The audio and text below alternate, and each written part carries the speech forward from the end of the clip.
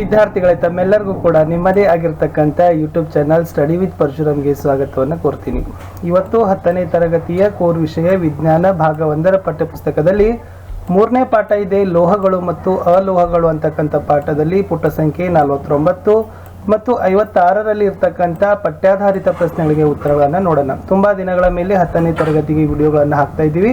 So ಆದರೂ ಕೂಡ ಪರೀಕ್ಷಾ ಬರುವವರೆಗೂ ಕೂಡ ಎಲ್ಲ ಪಾಠದಲ್ಲಿ ಇರ್ತಕ್ಕಂಥ ಪ್ರಶ್ನೆಗಳನ್ನಾಗಿರ್ಬೋದು, ಕ್ವಶನ್ ಪೇಪರ್ಸ್ಗಳನ್ನಾಗಿರ್ಬೋದು, ಪಾಸಿಂಗ್ ಪ್ಯಾಕೇಜ್ಗಳನ್ನಾಗಿರ್ಬೋದು ಎಲ್ಲವೂ ಕೂಡ ಅಪ್ಲೋಡ್ ಮಾಡ್ತೀವಿ ಅಂತ ಹೇಳ್ತಾ ಹಿಂದೆ ಬಹಳಷ್ಟು ವ್ಯೂಸ್ಗಳು ಚೆನ್ನಾಗಿ ಬಂದಿದ್ದಾವೆ 10th ಸೈನ್ಸ್ಗೆ. ಸೊ ಅದಕ್ಕಾಗಿ ಮತ್ತೆ ಇವತ್ತು ಕಂಟಿನ್ಯೂಗಳನ್ನು ಮಾಡ್ತಾ ಇದ್ದೀವಿ. ಸೊ ವಿಡಿಯೋನ ಲೈಕ್ ಮಾಡಿ, ನೀವು ಬಳಸ್ತಕ್ಕಂಥ ಸೋಷಿಯಲ್ ಮೀಡಿಯಾ ಪ್ಲಾಟ್ಫಾರ್ಮ್ಗಳಲ್ಲಿ ಶೇರ್ ಮಾಡಿ ಅಂತ ಹೇಳ್ತಾ ಫಸ್ಟ್ ಟೈಮ್ ವಿಡಿಯೋವನ್ನು ನೋಡ್ತಾ ಇದ್ರೆ ಚಾನಲನ್ನು ಸಬ್ಸ್ಕ್ರೈಬ್ ಜೊತೆಗೆ ಬೆಲ್ ಐಕಾನನ್ನು ಅವಶ್ಯಕವಾಗಿ ಒತ್ತಿ. ನಮ್ಮ ಟೆಲಿಗ್ರಾಮ್ ಗ್ರೂಪ್ ಇದೆ, ಅದರ ಲಿಂಕನ್ನು ಈ ವಿಡಿಯೋದ ಡಿಸ್ಕ್ರಿಪ್ಷನ್ ಬಾಕ್ಸ್ನಲ್ಲಿ ಪೋಸ್ಟ್ ಮಾಡಿದ್ದೀನಿ, ಅದಕ್ಕೂ ಕೂಡ ಬಂದು ಜಾಯ್ನ್ ಆಗಿ. ಶುರು ಮಾಡೋಣ. ಲೋಹಗಳು ಮತ್ತು ಅಲೋಹಗಳು ಅಂತಕ್ಕಂಥ ಪಾಠದ ಪುಟ ಸಂಖ್ಯೆ 49 ಮತ್ತು 56ರಲ್ಲಿರ್ತಕ್ಕಂಥ ಪಠ್ಯಾಧಾರಿತ ಪ್ರಶ್ನೆಗಳನ್ನು. ಪುಟ ಸಂಖ್ಯೆ 49, ಪ್ರಶ್ನೆ 1. ಈ ಕೆಳಗಿನ ಆಯಾ ಭೌತ ಗುಣಗಳಿಗೆ ಸರಿಹೊಂದುವ ಲೋಹಗಳನ್ನು ಹೆಸರಿಸಿ ಅಂತ ಇದೆ. ಮುಖ್ಯ ಪ್ರಶ್ನೆ ಒಂದಿತ್ತು ಅದರಲ್ಲಿ. ಇದು ಕೊಠಡಿಯ ಉಷ್ಣತೆಯಲ್ಲಿ ದ್ರವ ರೂಪದಲ್ಲಿರ್ತದೆ ಅಂತ ಕೇಳಿದರೆ ಉತ್ತರ ನೋಡೋದಾದ್ರೆ ಪಾದರಸ ಅಂತಕ್ಕಂಥದ್ದು ಸರಿ ಉತ್ತರ. ಪ್ರಶ್ನೆ 2. ಇದನ್ನ ಚಾಕುವಿನಿಂದ ಸುಲಭವಾಗಿ ಕತ್ತರಿಸಬಹುದು ಅಂತ ಇದೆ. ಉತ್ತರ ಸೋಡಿಯಂ ಅನ್ನ ಚಾಕುವಿನಿಂದ ಸುಲಭವಾಗಿ ಕತ್ತರಿಸಬಹುದು. ಪ್ರಶ್ನೆ 3. ಇದು ಉಷ್ಣದ ಉತ್ತಮ ವಾಹಕ ಅಂತ ಇದೆ. ಉತ್ತರ ನೋಡೋದಾದ್ರೆ ಬೆಳ್ಳಿಯನ್ನ ಉಷ್ಣದ ಉತ್ತಮ ವಾಹಕ ಅಂತ ಕರೀತಾರೆ. ಪ್ರಶ್ನೆ 4. ಇದು ಉಷ್ಣದ ದುರ್ಬಲ ವಾಹಕ ಅಂತ ಇದೆ. ಸೊ ಪಾದರಸ ಮತ್ತು ಸೀಸ ಇವೆರಡನ್ನ ಕೂಡ ಏನಂತ ಕರೀತಾರಪ್ಪ ಅಂದ್ರೆ ಉಷ್ಣದ ದುರ್ಬಲ ವಾಹಕ ಅಂತ ಕರೀತಾರೆ. ಇನ್ನು ಪ್ರಶ್ನೆ 2 ಕೊಟ್ಟಿದ್ರು, ಕುಟ್ಯತೆ ಮತ್ತು ತನ್ಯತೆಗಳ ಅರ್ಥಗಳನ್ನು ತಿಳಿಸಿ ಅಂತ ಕೇಳಿದ್ದಾರೆ. ನೋಡಿ, ಕುಟ್ಯತೆ ಅಂದ್ರೆ ಏನಪ್ಪಾ ಅಂದ್ರೆ ಕೆಲವು ಲೋಹಗಳನ್ನ ತೆಳುವಾದ ಹಾಳೆಗಳನ್ನಾಗಿ ತಟ್ಟಬಹುದು. ಲೋಹದ ಈ ಗುಣಧರ್ಮಕ್ಕೆ ಕುಟ್ಯತೆ ಅಂತ ಕರೀತಾರೆ. ತಮಗೆ ಗೊತ್ತಾಗಿರ್ಬೋದು, ಲೋಹಗಳನ್ನ ತೆಳುವಾಗಿ ಹಾಳೆಗಳನ್ನಾಗಿ ಮಾಡೋದೇ ಕುಟ್ಯತೆ ಅಂತ ಕರಿತೀವಿ. ಇನ್ನ ತನ್ಯತೆ ಅಂದ್ರೆ ಏನಪ್ಪಾ ಅಂದ್ರೆ ಲೋಹಗಳನ್ನ ತೆಳುವಾದ ತಂತಿಗಳಾಗಿ ಎಳೆಯಬಹುದು. ಸೊ ಲೋಹದ ಈ ಗುಣಧರ್ಮಕ್ಕೆ ತನ್ಯತೆ ಅಂತ ಕರಿತಾವೆ. ತಂತಿಗಳನ್ನಾಗಿ ಮಾಡೋದು ತನ್ಯತೆ ಆದ್ರೆ ಹಾಳೆಗಳನ್ನಾಗಿ ಮಾಡೋದು ಕುಟ್ಯತೆ ಅಂತ ನಾವು ಸರಳವಾಗಿ ಭಾಷೆಯಲ್ಲಿ ನಾವು ಬರೀಬಹುದು. ಇಷ್ಟು ಪುಟ ಸಂಖ್ಯೆ 49ರಲ್ಲಿರ್ತಕ್ಕಂಥ ಪ್ರಶ್ನೆಗಳಿಗೆ ಉತ್ತರಗಳು ಆಯ್ತು. ಇನ್ನು ಪುಟ ಸಂಖ್ಯೆ 56ರಲ್ಲಿ ಕೂಡ ಕೆಲವೊಂದಿಷ್ಟು ಪ್ರಶ್ನೆಗಳಿದ್ದಾವೆ, ನೋಡುವ. ಪ್ರಶ್ನೆ 1. ಸೋಡಿಯಂ ಅನ್ನು ಸೀಮೆ ಎಣ್ಣೆಯಲ್ಲಿ ಮುಳುಗಿಸಿಡುವರು ಏಕೆ ಅಂತ ಕ್ವಶನ್ ಕೇಳಿದ್ದಾರೆ. ಉತ್ತರ ನೋಡೋಣ. ಕೋಣೆಯ ಉಷ್ಣಾಂಶದಲ್ಲಿ ಆಮ್ಲಜನಕ ಮತ್ತು ತೇವಾಂಶದೊಂದಿಗೆ ಸೋಡಿಯಂ ಪ್ರತಿಕ್ರಿಯಿಸಿ ಹೊತ್ತಿಕೊಂಡು ಉರಿತದ. ಆದರೆ ಇದು ಸೀಮೆ ಎಣ್ಣೆಯಲ್ಲಿ ಪ್ರತಿಕ್ರಿಯಿಸೋದಿಲ್ಲ ಮತ್ತು ಕರಗಲ್ಲೂ ಸಹಿತ ಇಲ್ಲ. ಆದ್ದರಿಂದ ಸೋಡಿಯಂ ಅನ್ನ ಏನಂತ ಕರೀತಾರಪ್ಪ ಅಂದ್ರೆ ಅದನ್ನ ಸೀಮೆ ಎಣ್ಣೆಯಲ್ಲಿ ಸಂಗ್ರಹಿಸಿ ಇಡ್ತಾರೆ. ಸರಳವಾಗಿ ಹೇಳಬಹುದು, ಸೋಡಿಯಂ ವಾತಾವರಣದಲ್ಲಿನ ಆಮ್ಲಜನಕದೊಂದಿಗೆ ಹೊತ್ತಿ ಉರಿತದ. ಸೊ ಆ ಕಾರಣಕ್ಕಾಗಿ ಅದನ್ನ ಸೀಮೆ ಎಣ್ಣೆಯಲ್ಲಿ ಸಂಗ್ರಹಿಸಿ ಇಡ್ತಾರೆ. ಮುಂದಿನ ಪ್ರಶ್ನೆ 2. ಈ ಕೆಳಗಿನ ಕ್ರಿಯೆಗಳಿಗೆ ರಾಸಾಯನಿಕ ಸಮೀಕರಣವನ್ನು ಬರೆಯಿರಿ ಅಂತ ಕೇಳಿದ್ದಾರೆ. ಪ್ರಶ್ನೆ 1 ಇತ್ತು, ಹಬೆಯೊಂದಿಗೆ ಕಬ್ಬಿಣದ ಪರಿವರ್ತನೆ ಕೇಳಿದ್ದಾರೆ. ಇದರ ರಾಸಾಯನಿಕ ಸಮೀಕರಣ 3Fe + 4H2O, Fe3O4 + 4H2 ಅಂತಕ್ಕಂಥದ್ದು ಸಮೀಕರಣ ಇತ್ತು. ಎರಡನೇದು, ನೀರಿನೊಂದಿಗೆ ಕ್ಯಾಲ್ಸಿಯಂ ಮತ್ತು ಪೊಟ್ಯಾಷಿಯಂಗಳ ಪರಿವರ್ತನೆ ಕೇಳಿದ್ದಾರೆ. ಸೊ ಮೊದಲಿಗೆ ಕ್ಯಾಲ್ಸಿಯಂ ಅನ್ನು ನೋಡೋಣ. ಕ್ಯಾಲ್ಸಿಯಂ ಏನಿದೆ ಅಂತಂದ್ರೆ Ca + H2O, CaOH2 + H2 ಶಾಖ ಪ್ಲಸ್ ಶಕ್ತಿ ಅಂತಕ್ಕಂಥದ್ದು.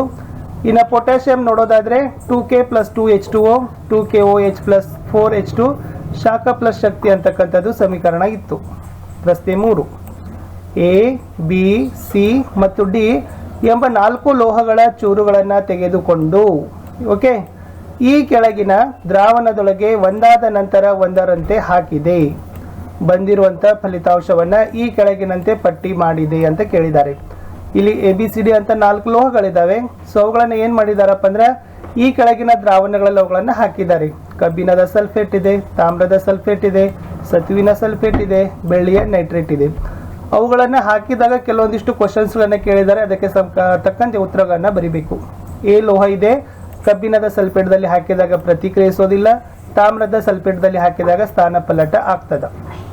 ಬಿದಲ್ಲಿ ನೋಡೋದಾದ್ರೆ ಇದು ಸ್ಥಾನಪಲ್ಲಟ ಇದೆ ಕಬ್ಬಿಣದ ಸಲ್ಫೇಟ್ ಜೊತೆಗೆ, ಸತುವಿನ ಸಲ್ಫೇಟ್ ಜೊತೆಗೆ ಪ್ರತಿಕ್ರಿಯೆ ಇಲ್ಲ ಅಂತ ಏನ್ ಮಾಡಿದ್ದಾರೆ ಕೊಟ್ಟಿದ್ದಾರೆ. ಅದೇ ಸಿ ಇದೆ ನೋಡಿ, ಅದು ಯಾವುದರೊಂದಿಗೂ ಕೂಡ ಪ್ರತಿಕ್ರಿಯಿಸೋದಿಲ್ಲ. ಬಟ್ ಲಾಸ್ಟ್ ಏನಪ್ಪಾ ಅಂತಂದ್ರೆ ಬೆಳ್ಳಿಯ ನೈಟ್ರೇಟ್ ಜೊತೆಗೆ ಮಾತ್ರ ಸ್ಥಾನಪಲ್ಲಟವನ್ನ ಹೊಂದುತ್ತದೆ.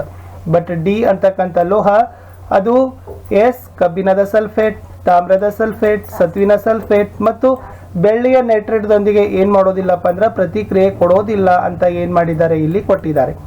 ನೋಡೋಣ ಕ್ವಶನ್ಸ್ ಏನಿದಾವೆ ಅಂತ. ಈ ಮೇಲಿನ ಕೋಷ್ಟಕ ಉಪಯೋಗಿಸಿಕೊಂಡು ಎ, ಬಿ, ಸಿ ಮತ್ತು ಡಿ ಲೋಹಗಳಿಗೆ ಸಂಬಂಧಿಸಿದ ಈ ಕೆಳಗಿನ ಪ್ರಶ್ನೆಗಳಿಗೆ ಉತ್ತರಗಳನ್ನು ಬರೀರಿ ಅಂತ ಕೇಳಿದ್ದಾರೆ. ಮೊದಲ ಪ್ರಶ್ನೆ ಇತ್ತು, ಅತ್ಯಂತ ಕ್ರಿಯಾಶೀಲ ಲೋಹ ಯಾವುದು ಅಂತ ಕೇಳಿದ್ದಾರೆ. ಉತ್ತರ ನೋಡೋದಾದ್ರೆ ಡಿ ಅಂತಕ್ಕಂಥದ್ದು ಸರಿಯಾದ ಉತ್ತರ. ಪ್ರಶ್ನೆ 2, ಒಂದು ವೇಳೆ ಬಿ ಅನ್ನ ತಾಮ್ರದ ಸಲ್ಫೇಟ್ ದ್ರಾವಣದೊಳಗೆ ಹಾಕಿದಾಗ ನೀವು ಏನನ್ನ ಗಮನಿಸ್ತೀರಿ ಅಂತ ಕೇಳಿದ್ದಾರೆ. ಸ್ಥಾನಪಲ್ಲಟ, ಅದನ್ನೇ ಸ್ಥಳಾಂತರ ಅಂತಾನೂ ಕೂಡ ಕರೀತಾರೆ. ಪ್ರಶ್ನೆ 3, ಎ, ಬಿ, ಸಿ ಮತ್ತು ಡಿ ಲೋಹಗಳನ್ನ ಅವುಗಳ ಕ್ರಿಯಾಶೀಲತೆಯ ಇಳಿಕೆ ಕ್ರಮದಲ್ಲಿ ಬರೀರಿ ಅಂದಾಗ ಮೊದಲಿಗೆ ಬಿ ಬರ್ತದ. ಎ, ಸಿ, ಡಿ ಇದು ಇಳಿಕೆ ಕ್ರಮ ಇದೆ, ಏರಿಕೆ ಕ್ರಮ ಅಲ್ಲ. ಎಸ್. ನೆಕ್ಸ್ಟ್ ಪ್ರಶ್ನೆ 5, ಸಾರರಿಕ್ತ ಹೈಡ್ರೋಕ್ಲೋರಿಕ್ ಆಮ್ಲವನ್ನ ಕ್ರಿಯಾಶೀಲ ಲೋಹಕ್ಕೆ ಸೇರಿಸಿದಾಗ ಬಿಡುಗಡೆಯಾಗುವ ಅನಿಲ ಯಾವುದು? ಕಬ್ಬಿಣವು ಸಾರರಿಕ್ತ H2SO4 ಜೊತೆ ಪ್ರತಿವರ್ತಿಸೋದ್ರ ಸರಿದೂಗಿಸಿದ ರಾಸಾಯನಿಕ ಸಮೀಕರಣ ಬರೀರಿ ಅಂತ ಕ್ವಶನ್ ಅನ್ನ ಕೇಳಿದ್ದಾರೆ. ನೋಡಿ ಉತ್ತರ ನೋಡೋದಾದ್ರೆ ಏನಪ್ಪಾ ಅಂತಂದ್ರೆ ಎಸ್, ಹೈಡ್ರೋಕ್ಲೋರಿಕ್ ಕ್ರಿಯಾಶೀಲ ಆಮ್ಲಕ್ಕೆ ಸೇರಿಸಿದಾಗ ಬಿಡುಗಡೆ ಆಗ್ತಕ್ಕಂಥ ಅನಿಲ ಹೈಡ್ರೋಜನ್ ಅಂತ ನಾವೇನ್ ಮಾಡ್ತೀವಿ ಕರಿತೀವಿ H, ಜಲಜನಕ. ಓಕೆ, ಅದರ ಒಂದು ಸಮೀಕರಣ ಹೇಗಿದೆ ಅಂದ್ರೆ Fe + H2SO4 FeSO4 + H2 ಅಂತಕ್ಕಂಥದ್ದು ಸರಿಯಾದ ಉತ್ತರ ಇತ್ತು. ಇಲ್ಲಿ ಇನ್ನೊಂದು ಪ್ರಶ್ನೆ ಬಂತು, ಕಡೆಗೆ ಇರತಕ್ಕಂಥದ್ದು 6ನೇ ಪ್ರಶ್ನೆ. ಸತುವಿನ ಕಬ್ಬಿಣದ ಸಲ್ಫೇಟ್ ದ್ರಾವಣಕ್ಕೆ ಸೇರಿಸಿದಾಗ ನೀವು ಏನನ್ನ ಗಮನಿಸ್ತೀರಿ? ಅಲ್ಲಿ ನಡೀತಕ್ಕಂಥ ರಾಸಾಯನಿಕ ಕ್ರಿಯೆನ ಬರಲಿಕ್ಕೆ ಹೇಳಿದ್ದಾರೆ. ನೋಡಿ, ಸತು ಕಬ್ಬಿಣದ ಸಲ್ಫೇಟ್ ದ್ರಾವಣಕ್ಕೆ ನಾವು ಸೇರಿಸಿದಾಗ ಅದು ಕಬ್ಬಿಣದ ಸಲ್ಫೇಟ್ನಿಂದ ಕಬ್ಬಿಣವನ್ನ ಸ್ಥಳಾಂತರವನ್ನ ಮಾಡ್ತದೆ. ಇದರ ಒಂದು ಸಮೀಕರಣ Zn + FeSO4 ZnSO4 + Fe ಅಂತಕ್ಕಂಥದ್ದು ಏನಾಗ್ತದಪ್ಪ ಅಂದ್ರೆ ಸರಿಯಾದ ಉತ್ತರ ಆಗ್ತದೆ. ಸೊ ಇಷ್ಟು ವಿದ್ಯಾರ್ಥಿಗಳೇ, ಇವತ್ತು ನಾವು 10ನೇ ತರಗತಿಯ ವಿಜ್ಞಾನ ಪಠ್ಯಪುಸ್ತಕದ ಭಾಗ 1ರಲ್ಲಿರ್ತಕ್ಕಂಥ ಪುಟ ಸಂಖ್ಯೆ 49 ಮತ್ತು 56ರಲ್ಲಿರ್ತಕ್ಕಂಥ ಪ್ರಶ್ನೆಗಳಿಗೆ ಉತ್ತರಗಳನ್ನು ನೋಡಿದ್ದೀವಿ. ಇವು ಪಠ್ಯಾಧಾರಿತ ಪ್ರಶ್ನೆಗಳಿದ್ದಾವೆ, ತುಂಬಾ ಇಂಪಾರ್ಟೆಂಟ್ ಆಗಿರ್ತಕ್ಕಂಥ ಕ್ವಶನ್ಸ್ಗಳು ಇರ್ತವೆ. ಎಕ್ಸಾಮ್ಗೆ ತುಂಬ ಬೆನಿಫಿಟ್ ಆಗಿರ್ತಕ್ಕಂಥ ಅಪ್ಲೈಡ್ ಮಾದರಿಯಲ್ಲಿ ಇದೇ ತರನಾಗಿರ್ತಕ್ಕಂಥ ಪ್ರಶ್ನೆಗಳನ್ನು ನೀವುಗಳು ಕಾಣ್ತೀರಿ. ಸೊ ಮತ್ತೆ ಸಿಗ್ತೀನಿ ಮುಂದಿನ ಭಾಗದಲ್ಲಿ ಮತ್ತಷ್ಟು ಪ್ರಶ್ನೆಗಳ ವಿಡಿಯೋಗಳೊಂದಿಗೆ. ದಯಮಾಡಿ ವಿಡಿಯೋನ ಲೈಕ್ ಮಾಡೋದ್ರ ಜೊತೆಗೆ ನೀವು ಬಳಸ್ತಕ್ಕಂಥ ಶಾಲೆಯ ವಾಟ್ಸಪ್ ಗ್ರೂಪ್ಗಾಗಿರ್ಬೋದು, ಟೆಲಿಗ್ರಾಮ್ ಗ್ರೂಪ್ನಲ್ಲಿ ಇವುಗಳನ್ನು ಲಿಂಕ್ಗಳನ್ನು ಶೇರ್ ಮಾಡಿ. ಸಮಾಜ ವಿಜ್ಞಾನ ಮತ್ತು ಹಿಂದಿಯಲ್ಲಿನೂ ಕೂಡ ಕ್ವಶನ್ ಆನ್ಸರ್ಸ್ ವಿಡಿಯೋ